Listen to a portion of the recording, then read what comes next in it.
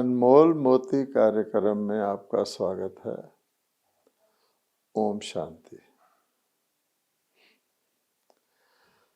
आज मनुष्य शक्ति बढ़ाने के लिए अनेक प्रकार के प्रयत्न करते हैं और अनेक प्रकार की शक्तियों को अलग अलग तरीके से बढ़ाते हैं। जैसे शारीरिक शक्ति है, मानसिक शक्ति है, अपने वाइब्रेशंस की शक्ति है, साधनों की शक्ति है, धन की शक्ति है, शिक्षा की शक्ति है, संबंध संपर्क इन्फ्लुएंस की शक्ति है। अनेक प्रकार की शक्तियाँ मनुष्य अपने जीवन में भी बढ़ाता है और समाज के अंदर भी। जैसे हम देखते हैं, महिला सशक्तिकरण है, गरीबों का सशक्तिकरण है, इत्यादि इत्यादि। लेकिन अगर हम गौर से देखें कि सब शक्तियों को बढ़ाने का बीज रूप क्या है, वो जो हर व्यक्ति उसको कर सकता है, वो बीज रूप उसके आत्मा के अंदर ही जो मन है, तो मन की शक्ति जिसको हम संकल्प शक्ति कहते हैं, उसको बढ़ाना है।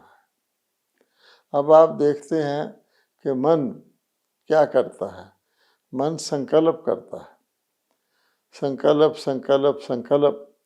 कभी मन कैसा संकल्प करता है, कभी कैसा संकल्प करता है, और संकल्प ही आगे जीवन में जो कुछ भी होता है उसका आधार बनता है। आप देखेंगे, संकल्प बोल में आता है, संकल्प कर्म में आता है, संकल्प हमारे संबंध संपर्कों में आता है।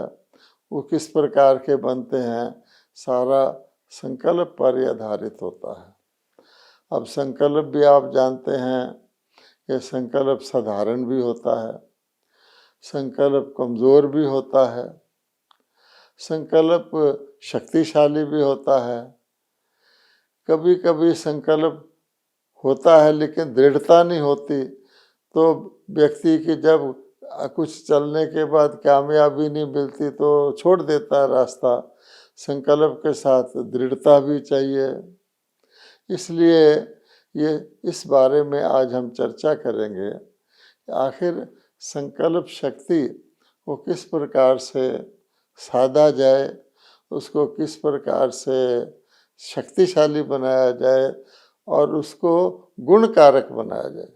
क्योंकि संकल्प भी दो प्रकार का हो सकता है। एक संकल्प नुकसान कारक भी हो सकता है। नुकसान कारक संकल्प भी काफ़ी दृढ़ होता है, इसलिए वो कल्याणकारी भी हो, सुखदायक भी हो और सर्व को सुखदायक हो, सर्व को कल्याणकारी हो, ना कि मुझे सुख दे और दूसरे को दुख दे दे। आज हम इसी विषय पर चर्चा करते हैं। तो हम आज इस टॉपिक को जो लेंगे उसका भावार्थ ये होगा कि संकल्प शक्ति को बढ़ाएं कैसे। तो संकल्प शक्ति को बढ़ाने के लिए जो उसके इंग्रेडिएंट होते हैं, उसमें पहली बात तो होती है शुभ भावना, शुभ कामना। अर्थात संकल्प शुभ होना चाहिए, राइट डायरेक्शन में चलना चाहिए। उल्टी तरफ का संकल्प हानिकारक हो जाता है। दूसरी बात यह है कि संकल्प के अंदर आत्मिक स्नेह होना चाहिए, क्योंकि अगर संकल्प शारीरिक है तो अवश्य ही एक तो वो अल्पकालिक होता है, सदाकालिक नहीं होता, यानी उसका जो प्रभाव है वो अविनाशी नहीं होता। आत्मा से कनेक्टेड संकल्प ही अविनाशी होता है, क्योंकि आत्मा अविनाशी है। वो अभी भी रहता है, अंत तक रहता है, अगले जन्म में भी चलता है, जन्म जन्मांतर तक चलता है। दूसरी बात कि जो शारीरिक संकल्प होता है शरीर से संबंधित, उसमें कुछ ना कुछ किसी न किसी प्रकार का स्वार्थ भी छिपा हुआ होता है। इसलिए उसमें जो स्नेह भी होता है वो भी स्वार्थपूर्ण होता है। इसलिए शक्तिशाली संकल्प आत्मिक होता है, उसमें आत्मिक शुभ भावना रहती है, शुभ कामना रहती है, और उसका आधार भी शुभ चिंतन होता है। और फिर उसमें जो स्नेह होता है वो आत्मिक स्नेह होता है। आत्मिक स्नेह ऊपर ले जाता है, शारीरिक स्नेह नीचे ले आता है। इसीलिए हम कहते हैं फॉल इन लव शारीरिक स्नेह, राइज इन लव आत्मिक स्नेह। इसके बाद हम ये भी जानते हैं कि संकल्प के अंदर एकाग्रता की आवश्यकता होती है। फैला हुआ बिखरा हुआ संकल्प शक्तिशाली नहीं होता। जैसे हम जानते हैं कि सूर्य की किरणों के बारे में, सूर्य की किरणें फैली रहती हैं। स्कूल में भी बच्चों को एक्सपेरिमेंट कराते हैं कि एक लेंस के अंदर से सूर्य किरणें एकाग्र कर लेते हैं तो कागज़ को आग लग जाती है। अर्थात कंसंट्रेशन या एकाग्रता संकल्प की उसको शक्तिशाली बनाती है। और फिर जैसा मैंने पहले भी कहा, दृढ़ता, संकल्प के अंदर दृढ़ता होनी चाहिए। उसके अंदर कहा जाता है उसमें हिम्मत रहनी चाहिए, उसमें कमज़ोरी नहीं आनी चाहिए। इसलिए कहावत है हिम्मत मर्दा मदद खुदा। जो हिम्मतवान है भगवान भी उसका ही साथ देता है, उसकी मदद करता है। अगर आप में हिम्मत ही नहीं है तो भगवान की मदद भी कोई काम नहीं आ सकती। इसलिए आज हम इन्हीं विषयों पर जो हमने बताए हैं एक एक करके इसमें विस्तृत चर्चा करेंगे। पहली बात है शुभ संकल्प, जिसको मैंने कहा शुभ भावना, शुभ कामना, शुभ चिंतन। तो आप देखेंगे मन का जो पेट्रोल है, मन के जो शक्तिशाली बनाता है, जो संकल्प को ताकत देता है आगे बढ़ने के लिए, चलने के लिए, मन का पेट्रोल है शुभ संकल्प। जैसे शरीर भी किसी शक्ति से चलता है तो इसी प्रकार से मन भी जो है शुभ संकल्प ही एक ऐसी चीज़ है जो संकल्प को आगे बढ़ाती है और ठीक दिशा में बढ़ाती है और तेज़ी से बढ़ाती है। अगर मन के अंदर शुभ संकल्प नहीं है तो फिर क्या होता है कि मन के अंदर जो भी प्रकार के अन्य संकल्प होते हैं वो मन को भटकाते हैं, उसको सही दिशा में नहीं ले जाते हैं, भटकता रहता है। मन समझता मैं बहुत कुछ कर रहा हूँ लेकिन उसका कुछ लाभ नहीं होता, व्यर्थ जाता है। जैसे कोल्लू के बैल का मिसाल दिया जाता है कि कोल्लू के बैल की आंखें बांध दी जाती हैं और वो घूमता रहता है कोल्लू के इर्द गिर्द। वो सोचता है मैंने बहुत चला, लेकिन शाम को जब उसकी आंखों से पट्टी खोलते हैं तो वहीं का वहीं खड़ा होता है। अर्थात उसको उसने कोई प्रोग्रेस, कोई प्रगति, कोई तरक्की नहीं की होती। इसलिए शुभ संकल्प यानी संकल्प ही मन को उड़ान भरवाता है। तो शुभ संकल्प मन का पेट्रोल है। अगर संकल्प शुद्ध नहीं है तो इधर उधर भटकने के सिवाय और कुछ नहीं मिलता। फिर लोग यही कहते हैं मैं जो कुछ करना चाहता हूँ संकल्प भी मेरा भटक जाता है। मैं करने की बात तो छोड़ो, तो आधा अधूरा संकल्प, वो एक संकल्प से दूसरे में, दूसरे से तीसरे में मन भटकता रहता है। और दूसरी बात क्या है कि संकल्प शुभ भी हो तो उसके लिए, उसकी स्पीड के लिए, वैसे तो संकल्प की स्पीड कहा जाता है इंस्टेंट है। आपने संकल्प किया और वहाँ पहुँचे। जिस चीज़ का भी आप संकल्प करते हैं इंस्टेंटली, तुरंत ही वहाँ पहुँच जाते हैं। मान लीजिए आप अपने बचपन की किसी याद आपको आती है किसी बात की, तो आपका संकल्प वहीं पहुंच जाता है और आप अपने बचपन में पहुंच जाते हैं। मान लीजिए आपने कभी किसी हिल स्टेशन पे गए हैं, कश्मीर में गए हैं या शिमला में गए हैं, जब आप उसका सोचते हैं तो वो सीन तुरंत आपके सामने आ जाता है, चाहे वो दुखद हो या सुखद हो, कोई भी दृश्य हो मन के पटल पर तुरंत आ जाता है। लेकिन फिर भी मन को अगर किसी दिशा में ले जाना हो, उसके लिए मन में स्नेह की कशिश होती है। आप देखेंगे नॉर्मली भी आपका मन किस दिशा में जाता है, जो चीज़ आपको पसंद होती है आपका मन उस तरफ जाता है, जिस चीज़ में आपको सम्मान मिलता है आपका मन उस तरफ जाता है, जहाँ आपकी विजय होती है वहाँ आपका मन जाता है। अर्थात उस्तत है, प्राप्ति है, लाभ है, ऐसी चीज़ों में आपका मन ऑटोमेटिकली जाता है। यानी जो चीज़ें आपको पसंद हैं तो स्नेह की जो कशिश है वो मन को उस दिशा में ले जाती है। तो एक तो इसलिए हमने पहले भी कहा कि मन शुभ संकल्प पर चलता है और उसके लिए फिर आगे बढ़ने के लिए किस दिशा में जाना है, उस चीज़ के लिए, उस व्यक्ति के लिए, उस लक्ष्य के लिए आत्मिक स्नेह आवश्यक है। तो स्नेह ही मन को खींचता है। दो प्रकार से हमारा मन एक्ट करता है। एक तो स्नेह से करता है, तो जहाँ हमारा स्नेह होता है वहाँ तो हमारा मन लगा ही रहता है। कई बार तो मन को वहाँ से हटाने की कोशिश भी की जाए, जहाँ पर आपका मन लगा हुआ है, खुशी प्राप्त कर रहा है, प्रसन्नता प्राप्त कर रहा है, तो बार बार वहाँ जाएगा। कोई हटाएगा भी उसके बाद फिर बाद जाएगा। जैसे किसी व्यक्ति को मान लो कोई सफलता मिल जाती है, कोई विजय प्राप्त हो जाती है, कोई एग्ज़ाम में अच्छे नंबरों से पास हो जाता है या कोई प्राइज़ जीत के आता है, कुछ भी ऐसा शुभ होता है, तो आप देखेंगे उस व्यक्ति को खाने पीने का भूख प्यास नहीं लगती, खुशी से उसका पेट भरा रहता है। रात को उसको सो जा तो फिर उसी स्मृति में बार बार जो उसको विजय सफलता मिली है उसी स्मृति को बार बार दोहराता रहता है, उसको सोने की भी इच्छा खत्म हो जाती है।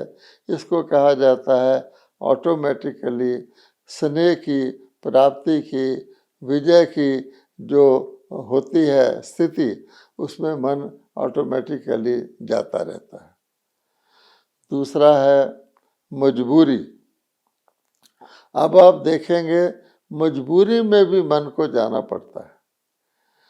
अब जैसे मान लो कोई किसी को कह दे डॉक्टर कि देखो ऐसा लग रहा है कि तुम्हारे शरीर के अंदर कहीं कैंसर डेवलप हो रहा है, बेहतर है कि तुम किसी बड़े हॉस्पिटल में जाके अपनी पूरी चेकिंग कराओ।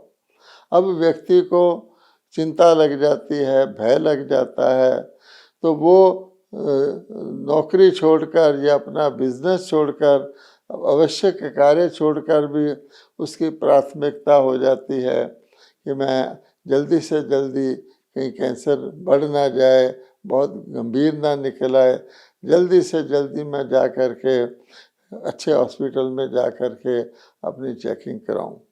तो आप देखेंगे अन्य सब प्राथमिकताओं को छोड़कर उसकी ये प्राथमिकता हो जाती है। लेकिन मजबूरी के कारण वो सब कुछ करता है। जब उसकी टेस्ट या चेकिंग हो जाती है उसके बाद अब उसकी मजबूरी नहीं रहती। अगर तो डॉक्टर कह देता है कि नहीं नहीं ऐसा कुछ नहीं है, तुम बिल्कुल ठीक ठाक हो, तो वो खुशी से फूला नहीं समाता। और अगर उसको और गंभीर बता देता है तो फिर उसकी मजबूरी की चिंता और बढ़ जाती है। लेकिन मजबूरी से लगा हुआ मन जो ही मजबूरी दूर होती है वापस आ जाता है, लेकिन मोहब्बत से लगा हुआ मन बार बार उसी चीज़ का, उसी वस्तु का, उसी परिस्थिति का ख्याल करता रहता है। अब जैसे किसी व्यक्ति का एग्जामिनेशन है तो उसको जिसको कहा जाता है एग्जामिनेशन फीवर, तो उसको इम्तिहान का सारा दिन चिंता लगी रहती है, उसी में लगा रहता है और किसी चीज़ का उसको ध्यान नहीं होता। लेकिन जो ही एग्जामिनेशन दे देता है उसके बाद वो सारा चेंज हो जाता है। एक तो दूसरी बात हो गई कि मन का स्नेह, मन का खिंचाव, मन की कशिश जो है वो संकल्प को उसी तरफ ले जाती है। अब तीसरी बात और है कि ले तो जाती है, परंतु आखिर हमारा लक्ष्य क्या है? तो अगर संकल्प, शुभ संकल्प को और भी एकाग्रता देनी है और उसको और भी कहीं पहुंचाना है तो लक्ष्य पर एकाग्रता होती है। जैसे कोई व्यक्ति यात्रा करता है, उसने एक स्थान से दूसरे स्थान पर यात्रा करनी होती है तो उसके मन में लक्ष्य रहता है कि वहाँ मैंने पहुँचना है, और रास्ते में जो भी उसका यातायात का माध्यम होता है उसमें कुछ कहीं रुकावट आ जाती है, कहीं थोड़ा ठहरना पड़ता है, वो सब कुछ देखते हुए उसका मन यही कहता है कि मैं जल्दी से जल्दी अपने लक्ष्य पर पहुंचूं। तो संकल्प के द्वारा जब हम शुभ संकल्प करते हैं और उसमें स्नेह रूपी पेट्रोल भरते हैं तो फिर जो हमारा लक्ष्य होता है उसकी तरफ हमारा ध्यान रहे, लक्ष्य में हमारी एकाग्रता रहे, तो फिर हमारा संकल्प सीधा जाता है, शॉर्टेस्ट रूट से जाता है, इधर उधर खिसकता नहीं है।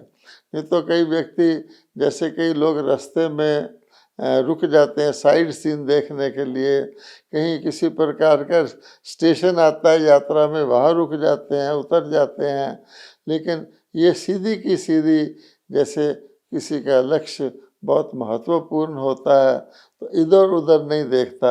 आप जानते हैं कि जब कहीं एम्बुलेंस गाड़ी जा रही होती है या फायर इंजन जा रहा होता है या कोई बड़ा नेता जा रहा होता है तो सारा ट्रैफिक भी इधर उधर कर दिया जाता है, उसको, उसके वाहन को प्राथमिकता दी जाती है। एम्बुलेंस भी हूटर पे जाता हुआ चलता है, फायर इंजन भी घंटी बजाता हुआ चलता है, और कोई भी इमरजेंसी की चीज़ होती है उसको रास्ता दिया जाता है।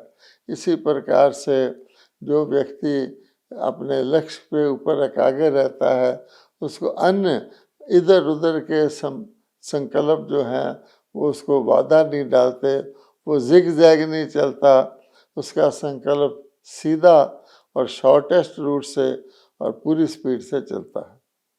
अब आप आगे चलें तो इसी विषय में हम देखते हैं कि अगर हमें शुभ संकल्प को सार्थक करना है तो दो बातें उसके रास्ते में बाधा डालती हैं। एक तो है व्यर्थ और दूसरा है विस्तार। तो जब भी कोई व्यक्ति सार से विस्तार में जाता है और बहुत विस्तार में चला जाता है तो सार छिप जाता है, और इसी प्रकार से व्यक्ति अगर व्यर्थ में चले जाता है तो बहुत ही ज़्यादा उस लक्ष्यहीन हो जाता है, वो इधर उधर भटकता है, या जिसको लोग कई भाषा में कहते हैं आवारागर्दी, तो मन आवारागर्दी करने लग जाता है, तो वो अपने लक्ष्य को, उसका लक्ष्य बहुत उससे दूर हो जाता है। यद्यपि उसका लक्ष्य, उसको पाने के लिए हर संभावना होती है, हर साधन उसके पास होता है, लेकिन ये जो व्यर्थ और विस्तार है, ये व्यर्थ समर्थी को ख़त्म करता है, जिसको हम साधारण भाषा में क्वांटिटी और क्वालिटी भी कहते हैं। जितनी क्वांटिटी बढ़ती जाती है उतनी क्वालिटी घटती जाती है। इसी प्रकार से जितना व्यर्थ बढ़ता जाता है उतना समर्थ घटता जाता है, और जितना विस्तार होता जाता है उतना सार खत्म होता जाता है। जैसे किसी चीज़ में मिलावट करी जाती है, अब दूध में कोई पानी मिलाता है और इतना मिला देता है कि पानी ज़्यादा हो जाता है, दूध दिखता ही नहीं है। इस प्रकार से ये दोनों चीज़ें शुभ संकल्प को भी और संकल्प के अंदर स्नेह भरते हुए भी ये दोनों चीज़ें बहुत बड़ी व्याधि बन जाती हैं जो संकल्प को सार्थक नहीं होने देती, उसको सिद्ध नहीं होने देती।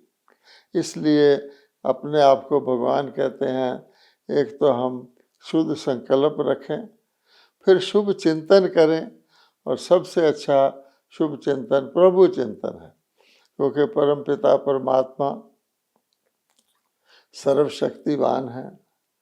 वही जो कुछ हम चाहते हैं उसकी प्राप्ति करवा सकते हैं। परमात्मा जो शुभ चीज़ें हैं, प्रेम के सागर हैं, सब लोग प्रेम चाहते हैं। परमात्मा शांति के सागर हैं। परमात्मा ही संतुष्टता प्रदान करते हैं। परमात्मा ही ज्ञान के सागर हैं, अज्ञान अंधकार दूर करते हैं, और उनसे हमारा परम पिता का संबंध है। इसलिए हम प्रभु चिंतन करते रहेंगे तो परमात्मा हमारी हर प्रकार की सिद्धियां पूरी कर सकते हैं, हमारे साथ हर संकल्प निभा सकते हैं। हम सब जानते हैं और औरों के साथ हमारे संबंध हद के होते हैं, लिमिटेड होते हैं, लेकिन परमात्मा के लिए हम सब कहते हैं, त्वमेव माता च पिता त्वमेव बंधु च सखा त्वमेव। यानी हे परमात्मा, माता पिता बंधु सखा तुम सब कुछ हमारे हो। तो जो सब संबंध हमारे साथ निभा सकते हैं, जो सर्वशक्तिवान हैं और जो हमारे परम पिता हैं, इसलिए किसी भी संकल्प को हमें सिद्धि प्राप्त करनी हो तो सबसे ज़्यादा एक शक्तिशाली, सहज, आसान तरीका यही है कि हम परमात्मा को याद करें, परमात्मा के साथ अपना संबंध जोड़ें, और आत्मा जब परमात्मा से जुड़ती है तो उससे व्यर्थ और उससे नकारात्मक और इस प्रकार की चीज़ें तो उसमें रहती नहीं हैं, इसलिए वह अपने लक्ष्य को पूरी तरह से प्राप्त कर सकती है। इसके लिए हमें ये भी पता है कि हमारी 3 अवस्थाएं होती हैं। एक हम शरीरधारी अवस्था में होते हैं, जिसको हम अपनी साकारी अवस्था कहते हैं, जिसमें हम बोलते भी हैं, चलते भी हैं, यानी यहाँ टॉकी भी है, मूवी भी है, आवाज़ भी है, चलना फिरना भी है। तो एक ऐसी अवस्था हमारी निराकार, जिसमें हम आत्मस्वरूप में रहते हैं, जहाँ ना तो हम बोलते हैं ना चलते फिरते हैं। वो हमारी सबसे शक्तिशाली अवस्था है, और वो हमारी वास्तव में अनादि अविनाशी अवस्था है, और उसको हम बिंदु रूप कहते हैं, क्योंकि आत्मा हम एक छोटा सा बिंदु हैं, चैतन्य ज्योति बिंदु स्वरूप हैं। तो जितना हम अपने बिंदु स्वरूप में स्थित रहेंगे, अर्थात हम बिल्कुल सार रूप में रहेंगे, जैसे एक बड़े वृक्ष का बीज होता है, वो बिंदु तरह ही होता है, उसमें सारा बीज समाया हुआ होता है। तो हम उस बिंदु रूप में रह करके हम संकल्प करेंगे तो हमारा संकल्प एकाग्र होगा, शक्तिशाली होगा और शुभ होगा। इन बातों का ध्यान रखते हुए हम अपने संकल्प की ओर ध्यान दें, क्योंकि हमारी हर चीज़ संकल्प से शुरू होती है। अगर हमारा संकल्प श्रेष्ठ हो जाता है, हमारा संकल्प शक्तिशाली हो जाता है, तो फिर बाकी चीज़ें सिद्धियां आप ही प्राप्त हो जाती हैं। ओम शांति।